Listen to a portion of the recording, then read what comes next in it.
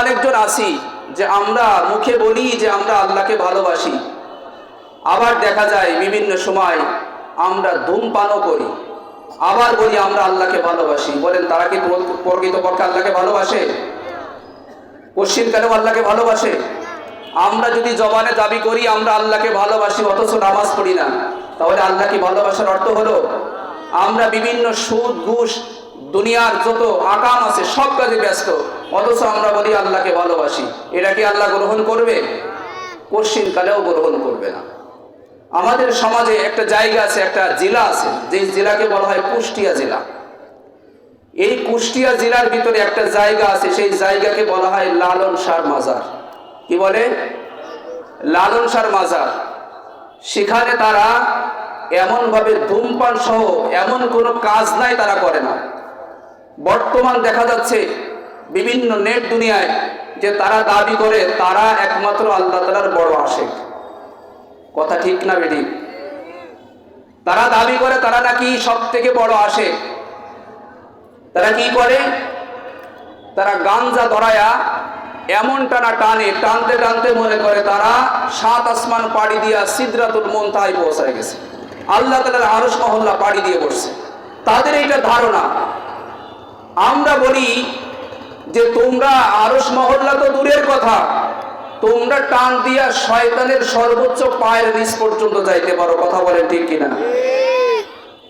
তাহলে তাদের সঙ্গে যাদের সম্পর্ক আছে তারা কি কখনো আল্লাহকে ভালোবাসে?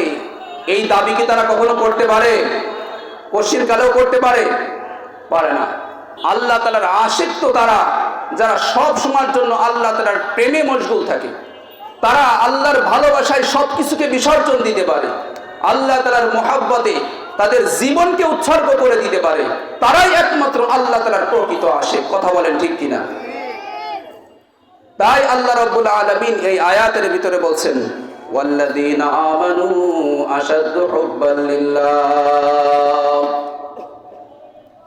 একমাত্র তারাই আল্লাহকে মহব্বত করে যারা ঈমান আনয়ন করেছে। প্রকৃতপক্ষে যারা ঈমানদার তারা একমাত্র আল্লাহকে মহব্বত করে, আল্লাহ তাআলাকে ভালোবাসে। বাবা, আল্লাহ তাআলার ভালোবাসা মহব্বত এটা বোঝাবার কিছু নয়, এটা উপলব্ধি করার বিষয়। আল্লাহ তাআলার মহব্বতে পাগল হইয়া কত বাদশা কত রাজা তাদের রাজত্বগুলো ছেড়ে দিয়েছে আল্লাহ তাআলার প্রেম, আল্লাহ তাআলার মহব্বত, আল্লাহ তাআলার ভালোবাসা। আল্লাহ তাআলার এক পয়গম্বর হযরত ইব্রাহিম আলাইহিস সালাতু ওয়াস সালাম আল্লাহ তাআলাকে কি পরিমাণ ভালোবাসতেন, কি পরিমাণ মহব্বত করতেন। আল্লাহ তাআলার এই পাগল আল্লাহ তাআলার নাম রেখে দিয়েছে খলিলুল্লাহ। আল্লাহ তাআলার আশিক, আল্লাহ তাআলার প্রেমে এত হাবুডুবু খেয়েছে, নিজের সন্তানকেও জবাই দিতে দ্বিধাবোধ করে নাই। কথা বলেন ঠিক কিনা? এই হলো প্রকৃত আশিক, আল্লাহ তাআলাকে ভালোবাসার দাবিদার। তারাই প্রকৃতপক্ষে আল্লাহ তাআলাকে ভালোবাসতেন। তো এটা তো তিনি নবী, দুনিয়ার রাজা বাদশা, তারাও এমন ভাবে আল্লাহ তাআলার মহব্বত অর্জন করেছে যে তারা দুনিয়াকে বিসর্জন দিয়েছে, দুনিয়াকে লাথি মেরেছে। আমরা তো দুনিয়ার আশিক হয়ে গেছি, দুনিয়ায় মহব্বত করি, দুনিয়াকে ভালোবাসি। রাসূল আরবি সাল্লাল্লাহু আলাইহি ওয়াসাল্লাম বলেন, হুব্বুদ দুনিয়া রাসু কুল্লি খাতিয়া। দুনিয়ার মহব্বত সমস্ত গুনাহের মূল। যে যত বেশি দুনিয়াকে মহব্বত করবে সে তত বেশি গুনাহের দিকে ধাবিত হবে। আর যে যত বেশি দুনিয়াকে সরাই দিবে, লাথি মারবে, দুনিয়া তত তার পায়ের নিচেই চলে আসবে। কথা বলেন ঠিক কিনা?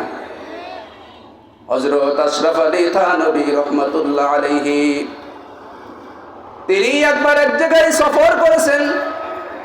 সফর করার পর একটা বয়ান শেষ করে তিনি যখন রওনা করেছেন, কিছু সংখ্যক লোক তার সঙ্গে মুসাফা করে কিছু হাদিয়া দেওয়ার জন্য তার সঙ্গে যখন মুসাফা করলো, আশরাফ আলী থানভী রাহমাতুল্লাহ আলাইহি তিনি সেই হাদিয়া গ্রহণ করতে চাইলেন না। হাদিয়া যখন ফেরত দিলেন, আশরাফ আলী থানভী রাহমাতুল্লাহ আলাইহি ট্রেনে করে আবার বাড়ির দিকে চলে যাচ্ছেন। ট্রেনের ভিতরে পাটা উঠায়া জুতাটা খুলে যখন বসে আছে, আবার যখন নামার সময় হয়ে গেছে, আশরাফ আলী থানভী রহমাতুল্লাহ আলাইহি তিনি যখন তার পাটা জুতার ভিতরে ঢুকাবেন, দেখে পার জুতার ভিতরে ঢোকে না। কারণ কি? তিনি নিচে তাকায় দেখলেন জুতার ভিতরে টাকা কে যেন রেখে দিয়েছে।